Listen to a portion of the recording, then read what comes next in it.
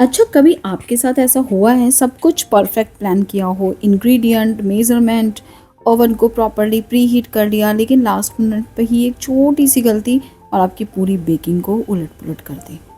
आज मैं आपको एक ऐसी ही रियल बेकिंग स्टोरी बताने वाली हूँ, जिसमें केक फेल नहीं हुआ, बस उसका फॉर्म चेंज हो गया।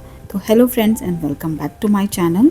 तो आज हुआ क्या, मैंने केक स्पॉन्ज प्रिपेयर किया, सब कुछ बहुत अच्छे से हो रहा था, सारे मेज़रमेंट प्रॉपर थे, बैटर अच्छा बन गया था, लेकिन गलती से मैंने बिना प्रॉपर मैसेज चेक किए ही टिन ले लिया और उस टिन में अपना स्पॉन्ज बेक होने के लिए रख दिया। जब वो मैंने रख दिया और उसको करीब करीब 15 से 20 मिनट ऑलरेडी हो चुके थे ओवन में गए हुए, तब मुझे रियलाइज़ हुआ कि मुझे वो पैन नहीं यूज़ करना था, बल्कि उसी का दूसरा साइज़ यूज़ करना था। लेकिन अब क्या हो सकता था, जो होना था वो तो हो ही चुका था। तो पैन का साइज़ गड़बड़ हो गया और जो मेरा केक का स्पॉन्ज था वो भी मेरे लिए तो यूज़लेस था।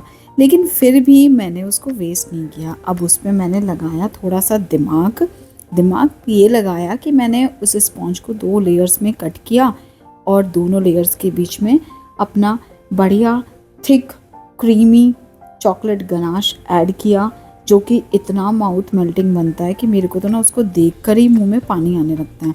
तो वो मैंने इसके ऊपर स्प्रेड किया और उसको रख दिया फ्रिज के अंदर रेस्ट करने के लिए 1 से 1.5 घंटे के लिए। हालांकि मुझे दुख तो बहुत हो रहा था कि मुझे ना अब वो सारी मेहनत फिर से करनी पड़ेगी, सारे मेज़रमेंट फिर से होंगे और जो मैंने टाइम अपना वेस्ट किया, सबसे ज़्यादा दुख मुझे उस चीज़ का हो रहा था। लेकिन फिर भी कहीं ना कहीं मुझे ये खुशी भी थी कि एटलीस्ट मैंने उस स्पॉन्ज को वेस्ट नहीं किया, मैं उसको आगे कुछ ना कुछ किसी न किसी तरह से यूज़ करूँगी। फिर मैंने अपना दूसरा स्पॉन्ज तो बेक होने के लिए रख दिया और ये वाला जो स्पॉन्ज था, इसकी भी कहानी मैं आपको बता चुकी हूँ कि मैंने इसको फ्रिज में सेट होने के लिए रख दिया।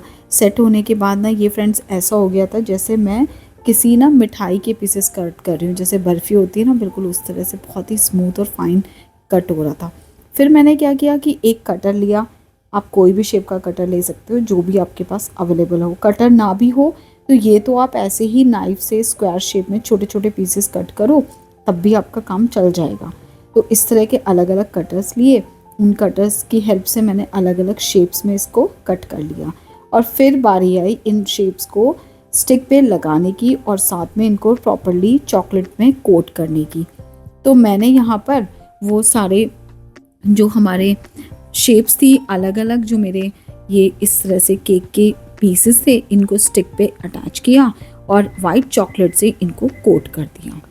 वाइट चॉकलेट पे आप कोई भी डार्क चीज़ को कवर करने की कोशिश करते हो ना, तो वो एक बारी में तो कभी भी कवर नहीं होगी। वो हल्की सी ना ट्रांसलूसेंट सी आपको दिखाई देती रहेगी कि नीचे कुछ हमने इसमें डार्क ऐड किया हुआ। तो वही मेरे इन चॉकलेट्स के साथ हो रहा था। मैंने जब इनको कोट किया तो उसके बाद भी ये थोड़े से ना इतने फाइन नहीं लग रहे थे दिखने में। वहीं पर मैंने जो डार्क चॉकलेट से कवर किए थे वो बहुत अच्छा टेक्सचर आया था उनका, लेकिन वाइट वालों का उतना अच्छा टेक्सचर नहीं था। तो वाइट वालों को मैंने क्या किया, एक बार फिर से उनको दोबारा से वाइट चॉकलेट में ही नहला दिया।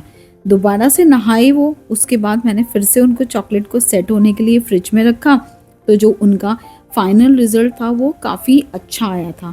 और मेरे बच्चे तो ना सिर्फ इसी प्रोसेस तक मैं पहुंची थी और वो बार बार मुझसे आके पूछे जा रहे थे कि ये रेडी हो गया, कितना टाइम लगेगा, हमें भी दे दो, आधा दे दो, एक दे दो। इस तरह की उनकी डिमांड्स ना चल ही रही थी।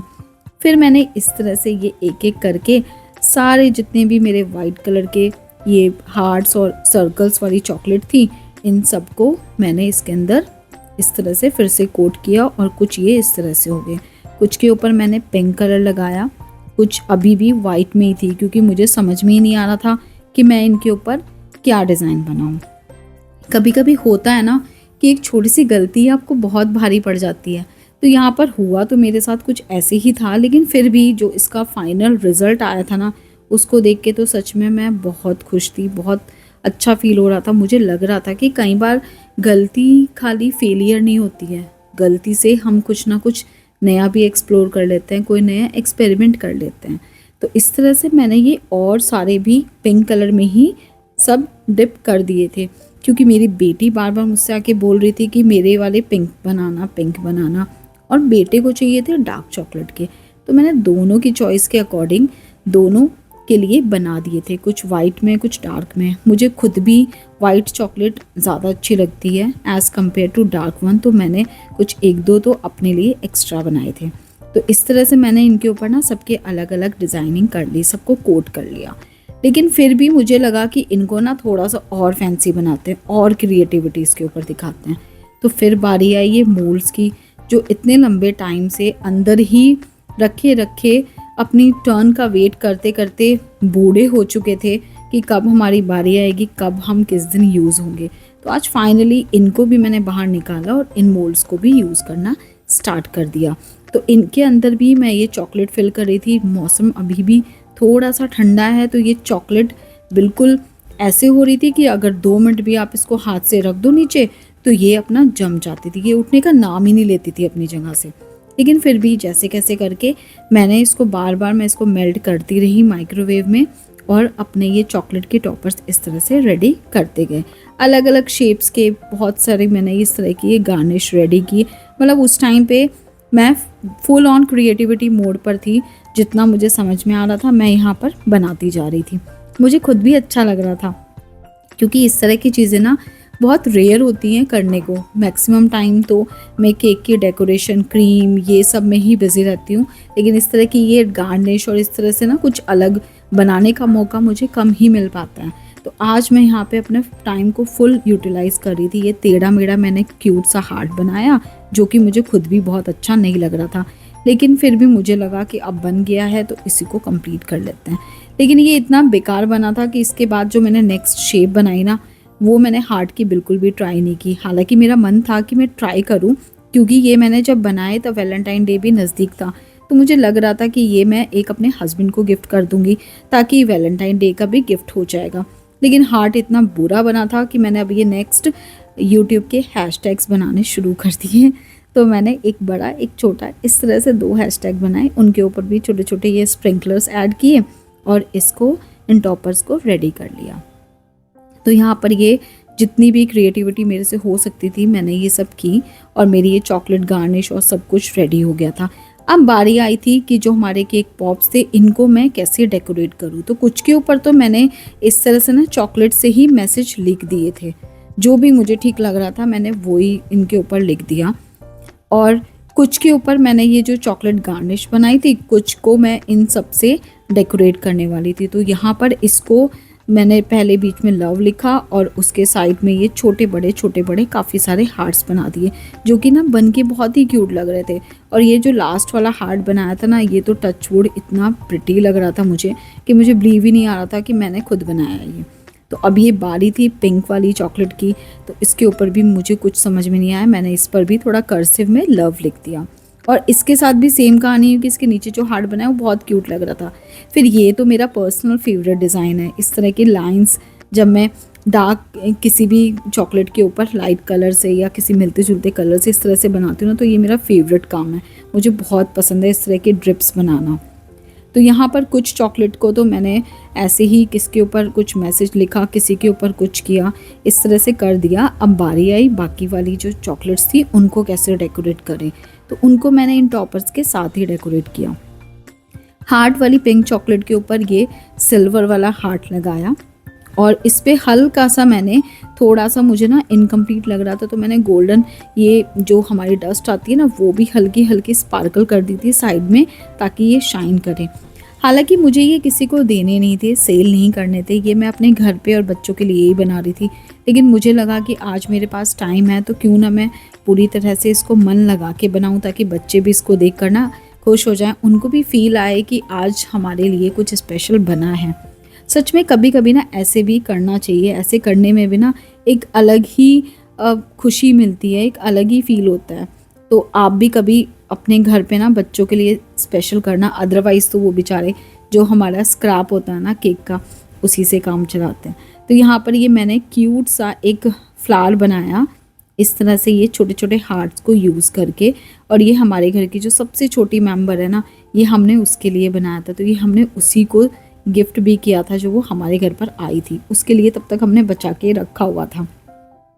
फिर ये भी रेडी था। इसी तरह से जो बाकी टॉपर्स थे, जिस पर मुझे जो चीज़ अच्छी लग रही थी मैं उसके ऊपर लगाती जा रही थी। और सच में मतलब इतने अच्छे बने थे, सिर्फ दिखने में ही नहीं, इनका टेस्ट भी बहुत अच्छा था। मतलब बच्चों को तो ये बहुत ज़्यादा पसंद आए। मिनटों में बनाने में मुझे घंटों का टाइम लगा, लेकिन इसको ख़त्म होने में ना मिनटों का ही टाइम लगा। सब ने फटाफट फटाफट अपने अपने वाला लिया और 1-2 मिनट के अंदर अंदर ही सब ने खा के ना इसको फिनिश कर दिया। तो अगर आप बिगनर हो, इस तरह की चीज़ें ना आप ज़रूर घर पे ट्राई करना, क्योंकि कभी कभी क्या होता है ना कि स्टार्टिंग में हम सिर्फ बड़े बड़े डिज़ाइंस के ऊपर फोकस करते हैं, इस तरह की छोटी छोटी चीज़ों पे ना इतना दिमाग नहीं लगाते। लेकिन मेरा मानना ये है कि अगर आप इस तरह से छोटी छोटी चीज़ों में अपनी क्रिएटिविटी दिखाओगे, तो आप जब बड़े बड़े ऑर्डर्स पूरे करोगे ना, तो उसमें ऑटोमेटिकली आपकी क्रिएटिविटी दिखाई देगी। तो और हर बेकर के किचन में ना कुछ इस तरह से गड़बड़ तो होती हैं। कभी स्पॉन्ज गलत बेक हो गया, कभी फ्लेवर गलत हो गया, कभी टेंस गलत यूज़ कर लिए। तो इन गलतियों से ना कभी भी हमें डरना नहीं चाहिए, ये नहीं सोचना चाहिए कि हमारा नुकसान हो गया या अब हम इसका क्या करें। कोशिश करनी चाहिए कि हम उस फेलियर को ना सक्सेस में कन्वर्ट करें और उससे कुछ ना कुछ बनाने का ट्राई करें। केक के स्पॉन्जेस से बहुत सारी चीज़ें बन सकती है, बहुत सारी अमेजिंग सी रेसिपीज़ हैं जो हम अपने केक स्पॉन्जेस से बना सकते हैं। तो ये भी कुछ उस तरह का ही था कि मुझे उस टाइम तो लगा कि मेरा स्पॉन्ज वेस्ट हो गया, लेकिन फिर मुझे लगा कि मैं इसको कहीं ना कहीं यूटिलाइज़ ज़रूर करूँगी। अब साथ में ना मैंने यहाँ पे आपको ये पैकिंग के भी ऑप्शंस बता दिए हैं, ताकि अगर आप इन फ्यूचर इसको बनाना चाहो और किसी के साथ मतलब किसी को सेल करना चाहो, तो आप इस तरह के ना छोटे छोटे ये कैविटी वाले बॉक्सेस आते हैं, आप इनमें रख के इन सबको सेल कर सकते हो। जैसे इस बॉक्स के अंदर 2 आ गए, एमरजेंसी में आप 3 भी इसके अंदर रख के दे सकते हो, लेकिन 2 तो ईजिली और कंफर्टेबली आ गए हैं। तो ये इस तरह से आप दे सकते हो। ये रिटर्न गिफ्ट्स में भी आप दे सकते हो। बच्चों की पार्टी है, बच्चों के बर्थडे पार्टी है, उसके रिटर्न फेवर्स में आप इस तरह के ये लॉलीपॉप्स के शेप में बना के दो। बच्चे तो बहुत ज़्यादा खुश हो जाएंगे और टेस्ट इतना अमेजिंग आता है इसका कि बच्चों के साथ साथ इसको ना बड़े भी खाना स्टार्ट कर देंगे। और ज़रूरी नहीं है कि आप इसको चॉकलेट फ्लेवर में ही बनाओ, आप इसको दूसरे फ्लेवर्स में भी बना सकते हो। क्रिएटिविटी आप जितनी दिखाओगे बेकिंग में, उतना अच्छे रिजल्ट्स आपको मिलेंगे। तो यहाँ पर मेरी ये छोटी सी वीडियो, जो मैंने केक वेस्ट होने वाला था उसको कैसे यूटिलाइज़ किया, उसके ऊपर बनाई है। इस तरह की ही आपके साथ भी कभी कोई इंसिडेंट अगर हुआ हो, तो प्लीज़ मेरे साथ अपनी स्टोरी कमेंट में ज़रूर शेयर करना और प्लीज़ मुझे बताना कि नेक्स्ट मैं आप लोगों के लिए क्या अपने इस चैनल पर शेयर करूं, क्योंकि मुझे ना इस तरह की चीज़ें बनाना, वेस्ट से स्पेशली कुछ बनाना बहुत अच्छा लगता है। अब यहाँ पर मैं ये ना आपको कट करके दिखा रही हूँ, कट करके भी अंदर से बहुत अच्छा लग रहा था और टेस्ट भी सचमुच बहुत अच्छा टेस्ट था इसका। मतलब मैं इस तरह की चीज़ें थोड़ा कम खाती हूँ, मीठा कम पसंद है, लेकिन मैंने भी इसको खाया और मुझे बहुत अच्छा लगा था। अंदर से बिल्कुल सॉफ्ट और बाहर से थोड़ा सा क्रंची। तो आज का वीडियो मैं यहीं एंड करती हूँ। आई होप आपको ये वीडियो अच्छा लगा होगा। हैप्पी बेकिंग, मिलते हैं जल्दी।